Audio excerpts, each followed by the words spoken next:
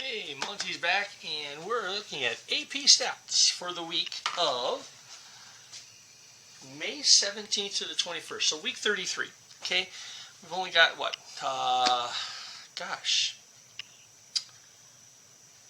for this class, you folks are all seniors. So I think we focus on just up through the end of the month because you're ready to graduate, right? So we've got this week, and we got 24th to the 28th. That'd be basically it. So we just have 2 weeks left of this class. Remember that we didn't set up a separate team, so SPV Math is where I post these videos.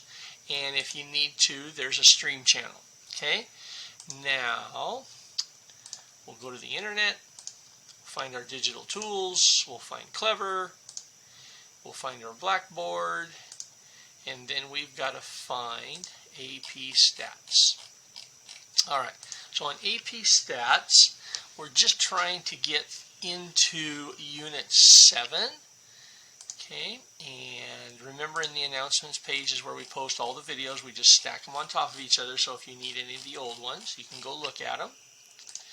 Coursework, Unit 7, and we're actually studying data and errors, right? So we're here and testing a population, so watch these, 4 videos, and then error rates and hypothesis testing. So we've got 8 videos. Let's just work on finishing that for the year, and we'll send you off into a great summer vacation. All right, so we had the confidence intervals. Last week we focused on z-scores, right? And we were confidence intervals.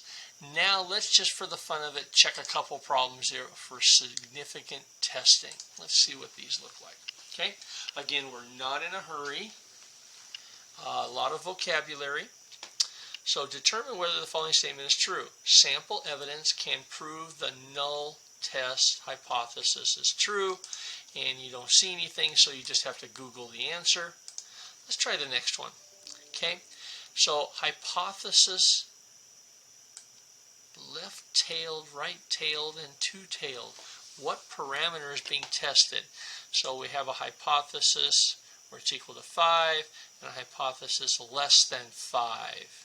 Well, we have to do some research, right? So we'll click on View the Example. Hypothesis test has an equal hypothesis versus a non-equal hypothesis. Then it is two-tailed.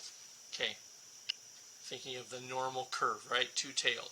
If an equal hypothesis versus a less than, it's left-tailed. Finally, equal hypothesis versus greater is right-tailed. Okay, so when I see these words of tailed, I think of skewed data. So I did a little search for skewed data. Okay, so we have the two tails, right? Okay, when it goes off to the left, goes off to the right. Let's see if we can make sense of that. Okay, since the alternative hypothesis has a greater than, it is right-tailed, right? Skewed to the right, skewed to the left. So in our case, we had less than, so it's going to be left-tailed. Okay? So, no, don't do that. No. My bad. Okay, so we're going to be left-tailed. Thinking of skewed, we're good. Let's pick a, okay. What parameter is being tested? Mean, proportion, standard deviation. I don't think it talked about that, did it? The parameter being tested is population mean, the average.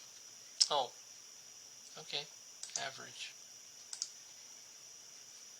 Yeah, population mean. Population standard deviation is also, and P is a population proportion.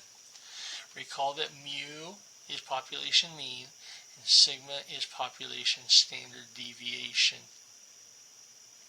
And P is population proportion. So we should have done the standard deviation. Okay, so sorry. All right, so let's click on something a little different here and see what they're asking. Okay, suppose a null hypothesis is rejected. State the conclusion based on the results of the test. 3 years ago, the mean price of a single-family home was $243,000. Real estate broker believes the mean has decreased since then. Okay, again, we'll click and see what's available. They offer a video, and we'll watch a quick video.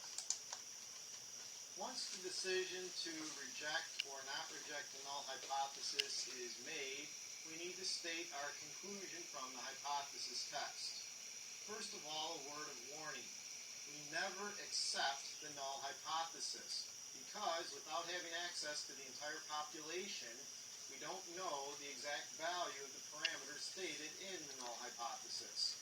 Rather, we say that we do not reject the null hypothesis. Again, it's like the court system. We never declare that a defendant is innocent, but rather say the defendant is not guilty. That's a big difference. So let's go through an example where we learn to state the conclusion. The Medco Pharmaceutical Company has just developed a new antibiotic for infants. In competing antibiotics, 2% of the children that take the drug experience a headache as a side effect. A researcher for the FDA claims that the percentage of children taking the new antibiotic that experience headache as a side effect is more than 2%. From an earlier example, we know the null hypothesis is that p equals 0.02, and the alternative is that p is greater than 0.02. First, suppose that the sample evidence indicates that the null is rejected. What's the conclusion going to be? B, suppose the sample evidence indicates that the null is not rejected. Let's state the conclusion. So if we Okay, now in my opinion, there is not sufficient evidence. We don't know except what he said. There's not sufficient evidence to conclude. There's not sufficient evidence to conclude has decreased. So I'm going to pick this one. Hey! Phew. All right, so 2 weeks left. You're all seniors, heading off into graduation. It was an honor to rub elbows with you for a short time. I'm pushing myself to learn some of this material, and so let me know if there's anything I can help you with over the next couple weeks. Bye-bye.